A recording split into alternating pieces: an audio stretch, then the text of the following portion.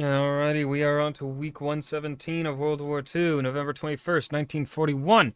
Surprise attack on Rommel. Operation Crusader begins. Yeah, maybe some excitement. It's been a dull, I think, few weeks. There really hasn't been too much movement lately in this war. Hopefully, we have something. Let's get We right just in. sent some boats. Okay, yeah, capital ships, right. Big boats. They won't attack then. They're already at war with China. But why, no, why would they want more enemies, huh? It doesn't even make sense. Yeah, okay. November 21st, 1941. It's been half a year since the Allies last made an offensive in North Africa. That is a long time to wait, especially in the sand and the heat. But that wait is now over. For this week, Operation Crusader begins. Crusader begins. I like it when he points at the screen. I'm Indy Nidell. This is World War II. Last week saw the Allies win in the Mediterranean yet again, and they are by now destroying a large part of all supplies sent to the Axis forces in North Africa, who are going to likely need whatever they can get, though, as the Allies are just about to launch an offensive there. And the Soviets have been making spoiler attacks on the Germans on the Moscow front, knowing that they are soon to renew their drive on that city. A drive that begins on the 15th, as this week does.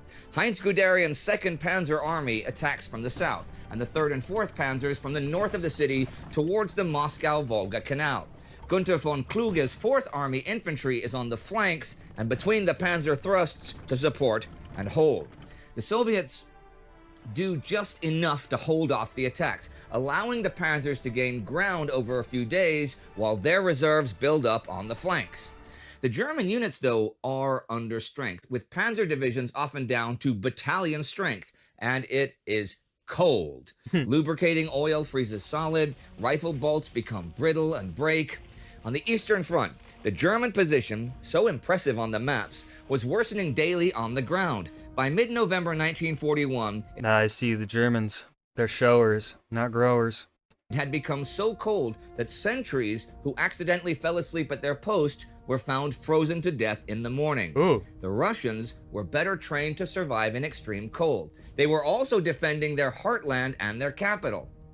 Still, by the 19th, Red Army Commander Georgy Zhukov's right wing, the 30th and 16th Armies, is fighting to prevent an encirclement. But that day and the next, the Germans drive against the right flank of his 5th Army just to the south towards Zvenigorod. This is to prevent any movement between the 5th and 16th Armies. Even further south, on the 18th, the Germans attacking at Venyov are themselves attacked by a fresh Siberian division and an armored brigade loaded with T-34s. The Germans are not helped any in this offensive by the fact that it is so cold their automatic weapons can only fire single shots. A German army report even writes of the Germans flying into panic at the advancing Soviet white-clad troops. This was the first time such a thing had happened in the Russian campaign, and it was a warning that the combat ability of our infantry was at an end, and that they should no longer be expected to perform difficult tasks. Guderian's offensive plans to take Novomoskovsk, Venyov, Kashira, and crossings of the Oka River. He wants to come behind Moscow from the southeast, and Tula should be encircled within a matter of days. The Germans are also advancing in the south. On the 16th, Kerch falls in the Crimea. On the 17th, Ewald von Kleist's 1st Panzers advance on Rostov, even as the Soviet 9th and 37 armies begin counterattacks on his flanks. The Germans break into the northern suburbs of Rostov the 19th, and it falls the 20th. This is around 300 kilometers from the foothills of the Caucasus. So close. Yeah, the practically they can see the Caucasus, yeah. Just a step away. One German actually leaves the Crimea this week, and it turns out to be for good. I'll backtrack a sec. On the 17th, Ernst Udet commits suicide. Who? He was a German World War I flying ace who since 1939 has been Director General of Equipment for the Luftwaffe. He has been despondent since the invasion of the USSR began, has had big issues with his boss Hermann Goering, and his mental condition has worsened and worsened. His suicide is in part because of Luftwaffe failures on the Eastern Front. Ordered to attend Udet's state funeral is Werner Mulders, Germany's #1 flying ace and the first man to achieve over 100 aerial victories. He flies in from the Crimea, but the flight, on which he is a passenger, crashes and Mulders is killed. Also killed flying in for the funeral in a different plane crash is Helmut Wilberg, a general in the Luftwaffe. The state funeral is held the 21st, with Adolf Hitler in attendance. Also that day, Albert Speer asks Hitler for 30,000 Soviet POWs to help build new monumental buildings in Berlin. Hitler agrees. That project is in the future, but those POWs, if that happens, would be very lucky compared to the fate that has, is, and likely will befall most of the some 3 million Soviet POWs taken. They're up to 3 million? Oh, fuck. Damn, sorry, Russia. Since June. This week on the 18th, the fate of 7,000 of them is noted by a German artillery commander who sees them in their camp. Their windows are several meters high and wide without covering. There are no doors in the building. The prisoners, who are thus kept practically in the open air, are freezing to death by the hundreds daily, in addition to those who die continuously because of exhaustion. Those prisoners were taken in Operation Barbarossa, but another operation, an Allied one, begins this week, Operation Crusader. It kicks off the 18th, when 30th Corps crosses the border into Libya and marches pretty much unmolested to Gabra Saleh. Axis Commander Erwin Rommel returns to Africa from Italy this day. He has gotten word from the Italians under his command that an Allied attack is likely, but even when things start, he thinks it's just to divert his attention from his siege at Tobruk, so he doesn't take the bait and send out his armor. He has the 15th Panzers at Gambut, the 21st Panzers 25 kilometers west of Sidi Aziz, and the Ariete Division at Bir Gubi on the flank. 4 Italian divisions watch Tobruk, with support from the German division. 1 Italian division is at the frontier, and another is in reserve at Bir Hakeim. A main feature of the coming fighting is going to be for the Sidi Rezeg, Ed Duda, Belhamed triangle. This because of transportation. The Axis have built a bypass road since the British occupation of Tobruk made the Via Balbia useless to them. But this road is commanded by hill positions at Ed Duda and Belhamed. So controlling this means controlling communication lines to all Axis forces points east. I talked last week about Allied preparations in the air, but there was a lot of preliminary stuff going on at sea as well. For starters, this month, a full 40% of tonnage sent from Italy is sunk. Damn. So Rommel is seriously hamstrung in terms of 50. supplies. I went over the Allied basic battle plan already, and it hinges on Rommel sending his armor out to fight the attackers, which he does not do. So Allied Commander Alan Cunningham has to try something else. On the 19th, the 7th Armored Brigade advances to Sidi Rezeg, but the 4th and 22nd remain at Gabra Saleh. Then the 22nd Armored Division attacks the Ariete Division, losing 25 cruiser tanks. So by the end of the 19th, the Allied armor is split in 3. The British have some 40 tanks now knocked. Doesn't sound like a good idea to split them like that. I'm kind of getting some foreshadowing, feel like. Out of action. On the 20th, Cunningham presses the attacks. The 7th Support Group joins the 7th Armored Brigade at Sidi Rezeg, and the South African Division joins the 22nd Armor to clear Bir Gubi, and then also head to Sidi Rezeg. Well, that's the plan. But Rommel finally reacts and sends his panzers against the 4th Armored Brigade, which causes the 22nd to be recalled from Bir Gubi. And by the end of the day, Cunningham now has 2 brigades near Gabra Saleh. The 21st, both of Rommel's tank divisions are ordered to attack the 7th Armor and the support group at Sidi Rezeg, and they move west at dawn to do so, followed by the Allied 4th and 22nd. Cunningham orders the Tobruk garrison to break out and join a big attack on the enemy, as well as the 5th South African Brigade from Bir Gubi, thinking he's going to nail Rommel once and for all. But that battle has yet to begin, as the week, a very confusing week in North Africa, ends, though Rommel's forces have begun chewing up the 7th Armored. At the moment, it's anyone's guess who's in the most trouble there. Someone thinking about future trouble this week is British Prime Minister Winston Churchill. On the 20th, he cables America. Man, you could really see the alcoholism on that picture of Churchill. Look at the flush. Trouble this week is British Prime Minister Winston Churchill. On the 20th, he cables American President Franklin Roosevelt. I am not very hopeful, and we must be prepared for real trouble, possibly soon. He is referring to the Japanese situation. Japan, if they cannot get the Allied embargo lifted, will go to war in Southeast Asia to take the resources they need. This is already in the advanced planning stages, as we've seen. The Japanese High Command is hiding this planning, though, by having the Foreign Service conduct a flurry of diplomatic negotiations. Gentlemen, you all know how difficult my mission is. I was not expecting English. I thought this would be one of those, he speaks Japanese and then the quote is a translation. But I'll do all I can to make it a successful one. Also, what he has a little bit of that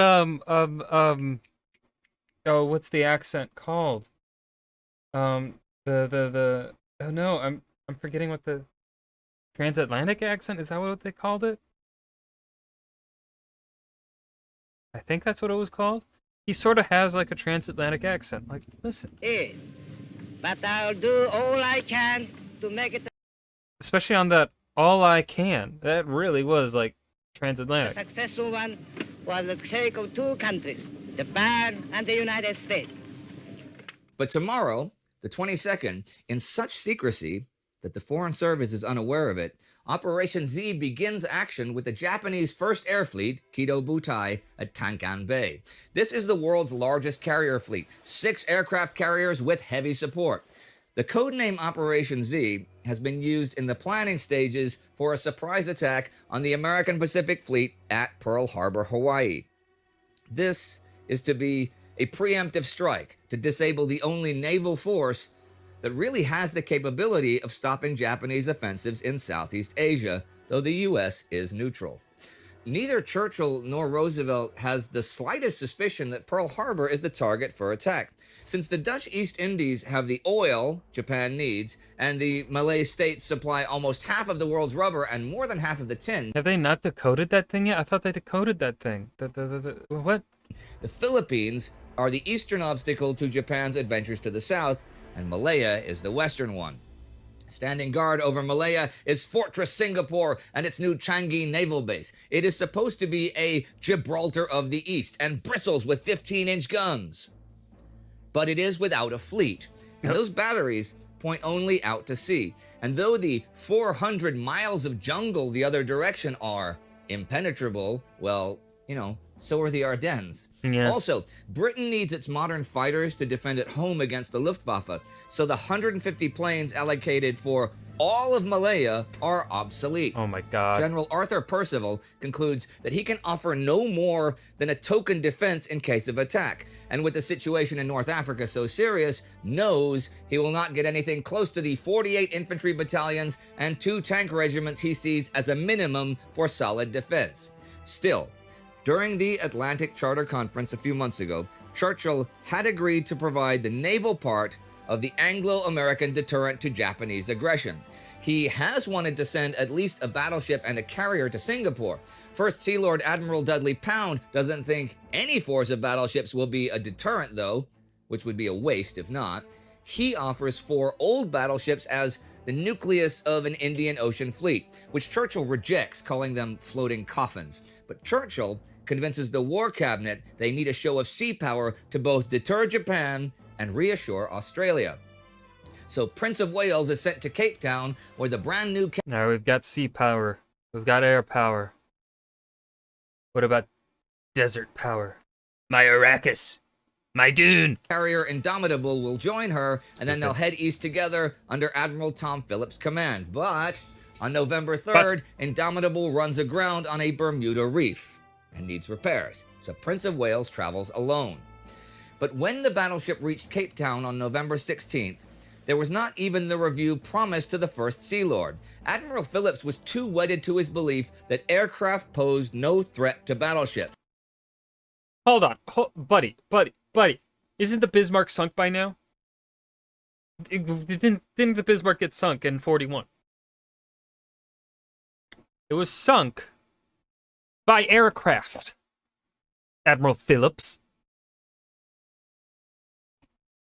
It was General Jan Christian Smuts who perceived the strategic blunder into which America and Britain were heading, pointing out the dangers implicit in stationing battle fleets at Singapore and Hawaii, each separately inferior to the Japanese Navy, and warning, if the Japanese are really nippy, there's an opening here for a first-class disaster.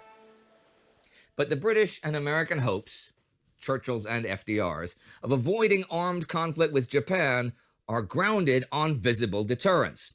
At their August meeting, the President and Prime Minister clearly concluded that by collectively menacing the Japanese with the hastily repaired weapon of their military power in the Philippines and Malaya, they could, at best, deter Japan from striking south to seize the oil supplies of the Netherlands East Indies, and so force Tokyo to climb down to accept a dictated peace in China as economic sanctions throttled the economy. At worst, they were prepared to accept the risk of provoking an attack on Russia. But neither statesman, nor any of their political or service advisors, believed that even the most bellicose Japanese militarist would be so foolhardy as to risk attacking Britain and the United States simultaneously. Yeah, who would be that fucking stupid and warhawkish to do that? Wow. Well, there is some action further south in that part of the world this week, the 19th, when the Australian light cruiser HMAS Sydney and German auxiliary cruiser Cormoran sink each other off the western Australian coast. All 648 crew on Sydney perish. Cormoran loses 81 personnel. You can learn more about this action on our day-by-day Instagram coverage. And a note from the British command. On the 18th, Alan Brooke replaces John Dill as Chief of British Imperial General Staff. Dill will go to Washington to lead the military mission there. Bernard Paget will take over command of Home Forces from Brooke. All of this takes effect in December. But that brings us to the end of this week of November, a week of renewed German gains in the USSR, even as the weather plagues them ever more. Allied advances in North Africa, but confusion as to who and where they should attack, and worries about possible Japanese aggression in Southeast Asia. Well, worries in the world, I suppose, certainly in Washington and in London. But that might never come to pass, and the Japanese may well be deterred. And Churchill sure has plenty to think of right now on his plate, North Africa and Moscow, because they cannot afford to lose in either one. Losing Suez or the USSR falling to the Axis would change the world in unimaginable ways. Certainly more than any Japanese attack against Singapore would, right? Right? Yeah. Right? Cunningham was in command of the Allied East African campaign. During that, the Nigerian troops made the fastest great advance in history. If you want to see that again, you can click right here any second now. And that was week 117 of World War II, November 21st, 1941. And it's a somewhat exciting week. We got some action in North Africa. Not as much as I was kind of hoping for. I would have liked more, but whatever. Yeah, decent episode. On to the next. Tally ho! Tally ho, gents!